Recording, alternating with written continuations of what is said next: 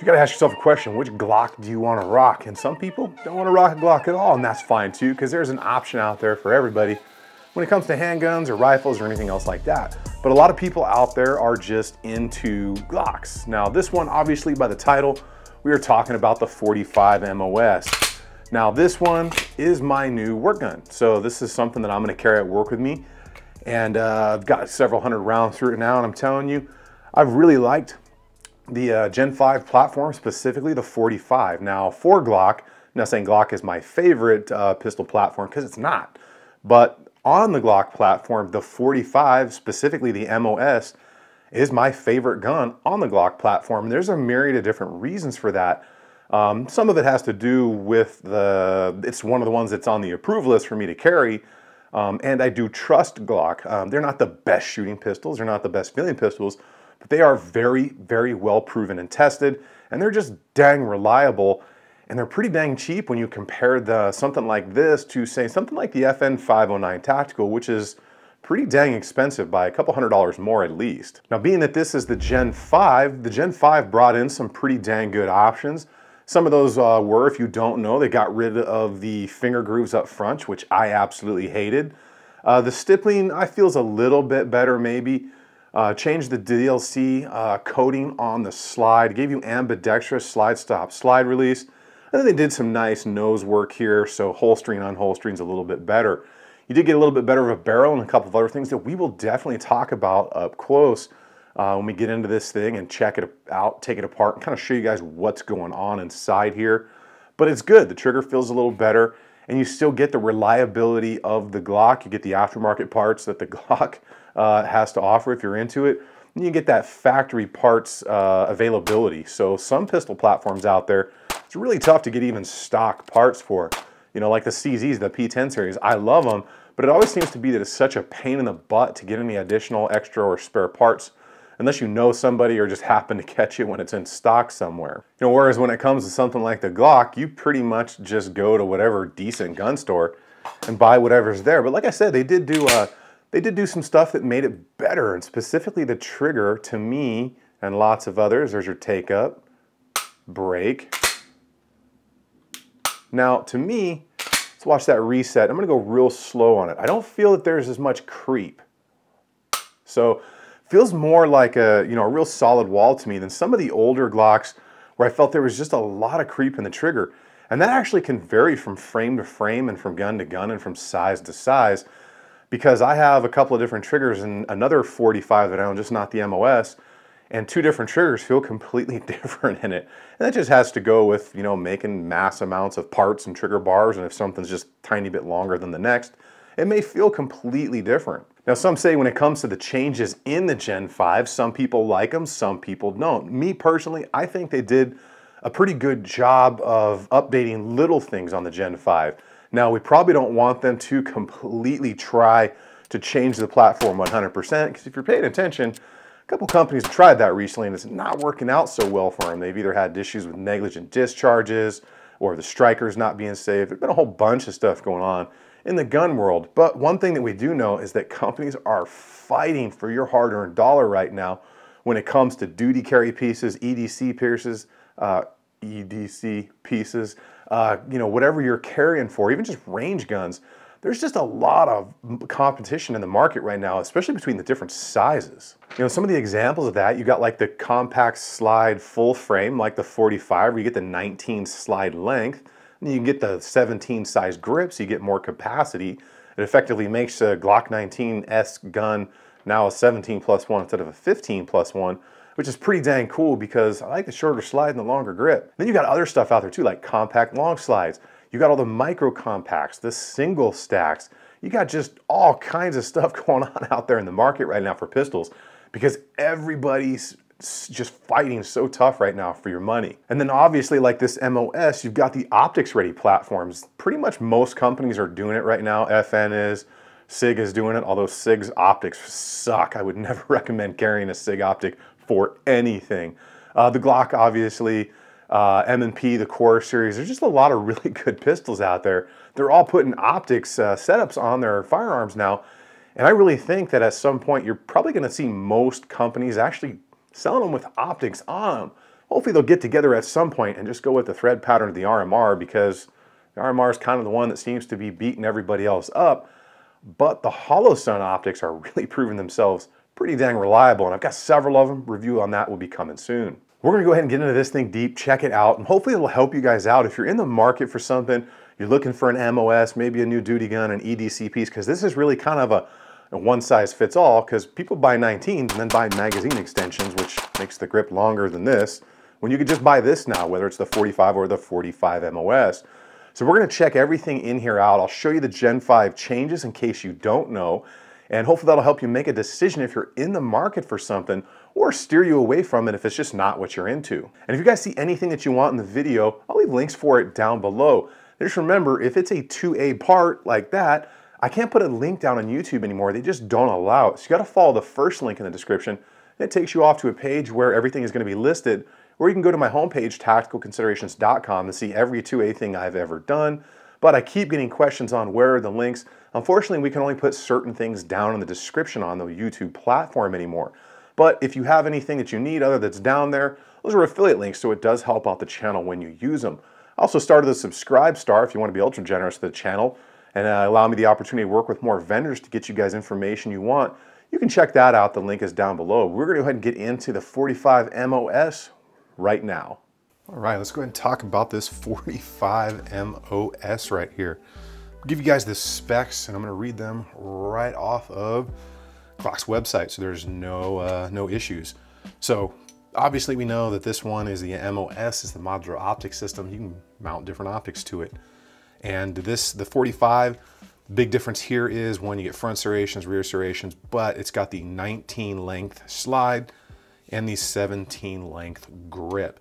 So our barrel in this one is 4.02, which is pretty standard for this length. It is a 17+1 capacity as it sits right now, weighs 21 ounces. That is without the mag, and then 24.5 with an empty mag. So, you know, pretty normal for this size. Overall length on this bad boy is gonna be 7.44. The slide is 6.85. The overall width of it, looking down at it like that, is going to be 1.34. And then the slide width is actually 1 inch dead nuts. But the frame gets a little wider there at the bottom, as we all know. So that's why you get a little bit of a difference in it right there.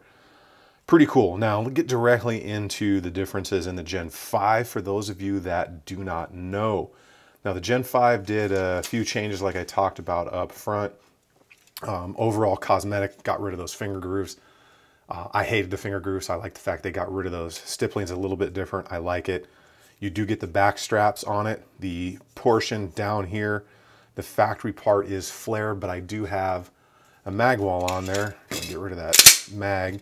The new mags have that orange follower in them. The Gen 5 one's pretty cool.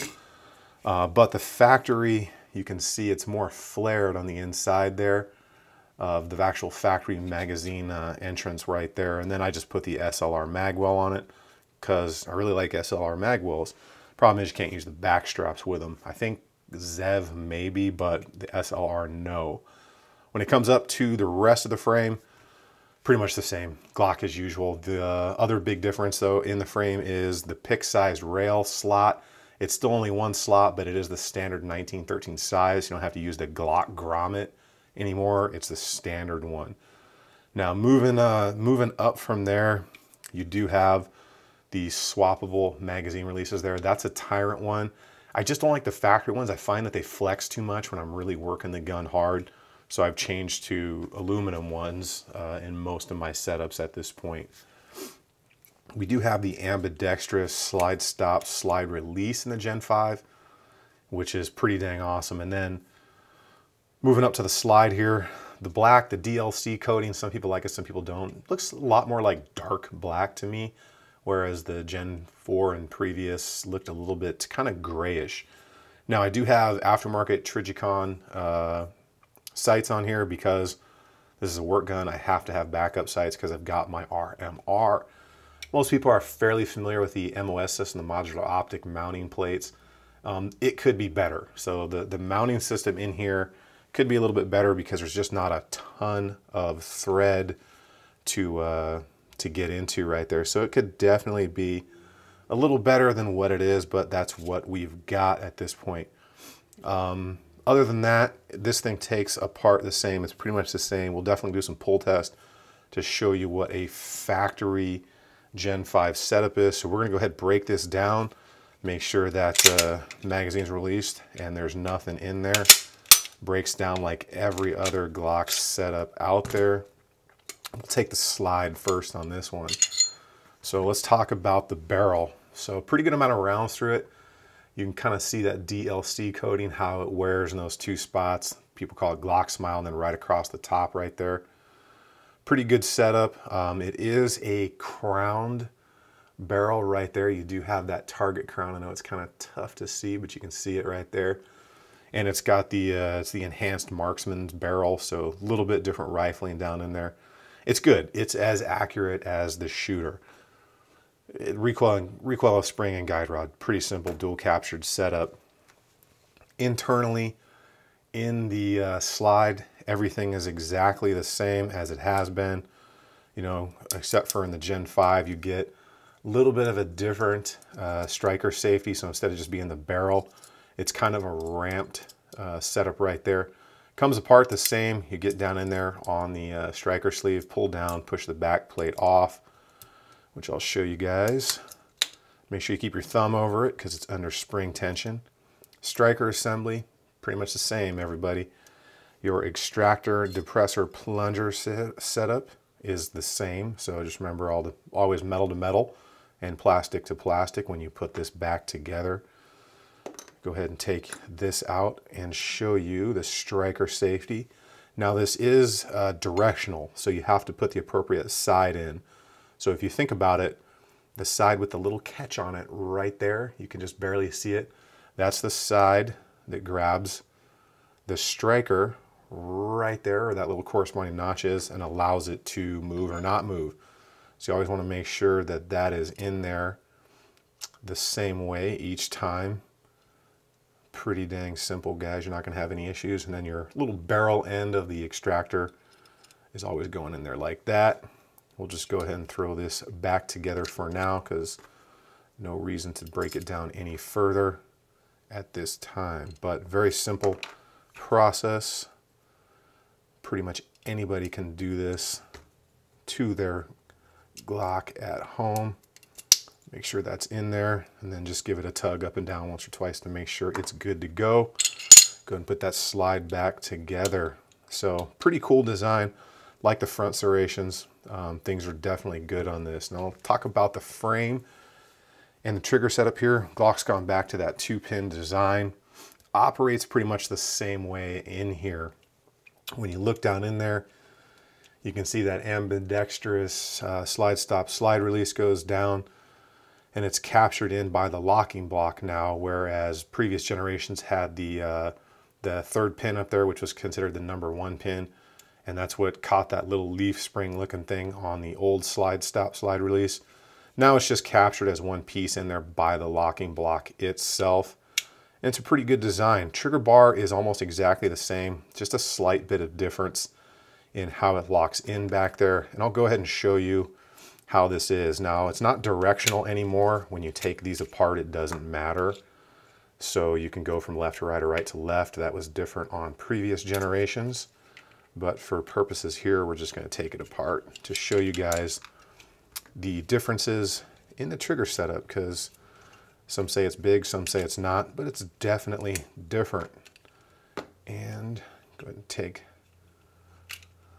this out. So the main difference in the trigger setup is the fact that you no longer have a spring attached to the back of the trigger bar. The spring is actually down in this mechanism right here. Looks like a little shock absorber on a car, basically. It's kind of tough to see, but Glock says don't take this out unless it's broke or something's jammed in there. Connectors are the same. So pretty much, like I said, the big difference is how that trigger spring is housed in there. And then you have a different riser here on that trigger block right there, and that is to help alleviate striker ride by, is what Glock said. And then instead of that little leaf spring here, that used to keep the slide lock in there. You can see, get that to focus in for you. It's just that little spring that actually falls down right there. It's just captured in a little barrel hole. You cannot miss it. Pretty simple stuff. Very easy to put back together. Definitely minimal parts here. This just drops right in. Put your locking block back over the top of it. Drop your pins back through.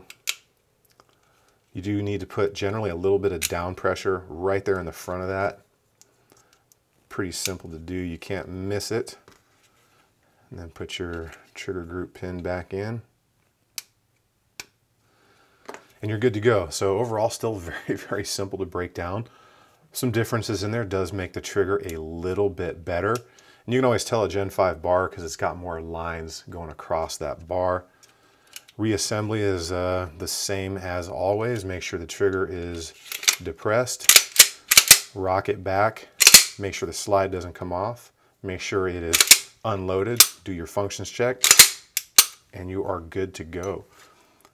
Overall, digging the pistol. Hope this guy's helps you out, everybody, if you're into it.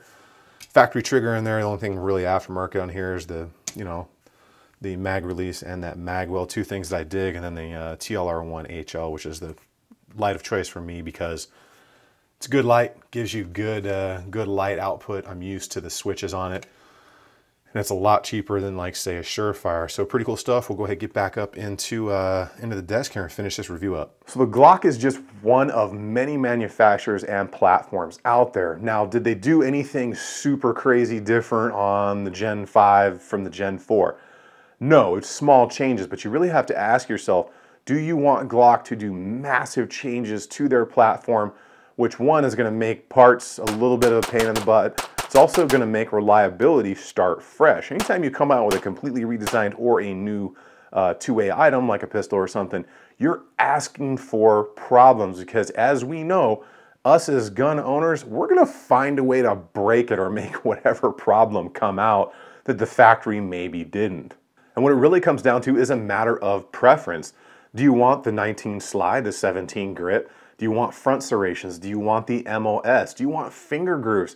I mean, there's just options out there for everybody. And then you can pretty much customize these things any way you want because everybody makes something for the Glock at this point, whether it's a trigger or a connector or different magazine extensions or magwells, like that SLR Rifleworks magwell right there, which is pretty dang awesome. Or the only aftermarket parts that I have on here besides the sights, which I had to because of the RMR, Tyrant CNC magazine release because it's far superior than the plastic one, which gives too much flex in my opinion, and that SLR magwell. And you can see they're pretty benign looking, nothing flashy, because this is a work gun and I just need it to work and I need it to run and I need it to be as reliable as possible. So I just don't want to go throwing a ton of different stuff on there. Although it may get a Glock Factory Minus connector because that's allowed too. Now, for those of you guys that are on the fence, the reliability of the Glock it's proven. Anyone that says that the Glock's not reliable is either a hater or just severely misinformed. That doesn't mean that Glock has never had a problem, but it just means that the thing is pretty dang proven. And the Gen 5 platform has been out for a couple years now and it is extremely proven. I've been carrying Gen 5 17. I've got thousands of rounds through it, and it's a very, very reliable gun. I've had one malfunction in that gun, and that was user, not ammo related or gun related. I had actually just grabbed it too hard and I caught the serrations on it, slowed the slide down enough to not eject the casing all the way. Never did it again, but that was mine, and I could tell because in the serrations it left a little bit of my skin. I just happened to grab it wrong and really crank down on the grip when I was shooting in a training class. So that's me, not the gun. Now the feel of it, like I said up front, Glock is not my favorite platform. I know I do a lot of stuff with Glocks because I have them, they're reliable, and a lot of people enjoy them. And that's just what the most companies deal with in the aftermarket. So the Gen 5 platform, like I said, I like what they did to it. The removal of those finger grooves, which sucked, they just never fit my hands. A little bit better stippling, you got the back strap still. You've got a factory flared magwell on there that's way better than the previous generations. The DLC coating looks pretty cool. It's just as durable. I know there's different people out there that say it is, and all that stuff. The MOS platform it's decent. I think they could beef up the thread length a little bit in there. That Glock Marksman's barrel's better, has better rifling. You get that target crown up there in the barrel. That is definitely good. They went to that picked size rail, that 1913 size insert, so you don't have to keep changing the insert on your light from platform to platform. So there are a lot of good things that came out on it. What I still don't like, that freaking Glock hump. I mean, just get rid of it at this point. Nobody likes it. Nobody out there in the world saying, man, I love me some Glock hump right now. And then one thing that I don't think a lot of people take advantage of is when your Glock is ready for service at that 5,000, I think 7,000 and 10,000, you can send your gun in the Glock in Smyrna, Georgia, Smyrna, that's right. And they'll actually redo it for free. They actually lose a lot of money on that program. But I know a ton of people don't know about that. If you call Glock, the warranty place or whatever, they'll actually provide you the information. All you gotta do is pay for shipping. You send your gun in when it's ready to be serviced at those key benchmarks, and they service it for free. That's pretty dang cool, because I don't think most manufacturers do that. Some do lifetime warranty, but I don't think they're gonna be replacing springs and strikers and all that stuff for you either. And the cost of the Glock. The Glocks are pretty dang affordable, even this one, as compared to some others in its class and its striker fired setups.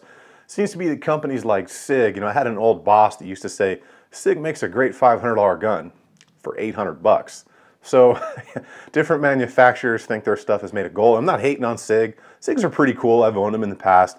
But Glock seems to be, for what you get, reliability, warranty, quality-wise, it's just really a contender in there. Some of the ergonomics, I think, is what gets most people, or they just flat out hate Glocks. I don't know why, but either way, it's a good setup. It really is. You're not gonna have issues with it. It's gonna run for a long time. If you're into the aftermarket stuff, ton of things to do. If you're into keeping it stock, you probably never have to worry about finding parts for it. And it's gonna run, which is probably the most important thing, is you're gonna run. And it's gonna run on pretty garbage ammo for the most part too. So I hope that helped you out and kind of, help you make a decision if you're looking at the 45 or the 45 MOS, or trying to decide what platform you want or what grip length or slide length or all that, because there's just so much out there now. So if you guys have any questions, leave them down below. Let me know. Are you interested in the 45 MOS? Like I said, this is the one I bought. This is my new work setup because I'm really digging it, and it's on the approved list, where other guns that I may prefer more just aren't at this point. Hopefully they will be in the future, but Glock is just one that most departments pretty much approve right off the bat at this point.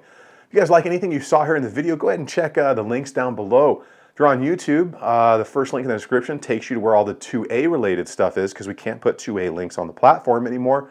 And I keep getting questions about that. If you guys like the video, give me a thumbs up. Make sure you subscribe, share it with a friend, and get a new friend into shooting. We need to really get more people into our cause with the 2A stuff, especially under that political climate. Not to get too far into it, but the more people we can get on our side, the better off we are going to be. You guys get out there, get some training, have some fun on the range, and I will see you guys on the next one.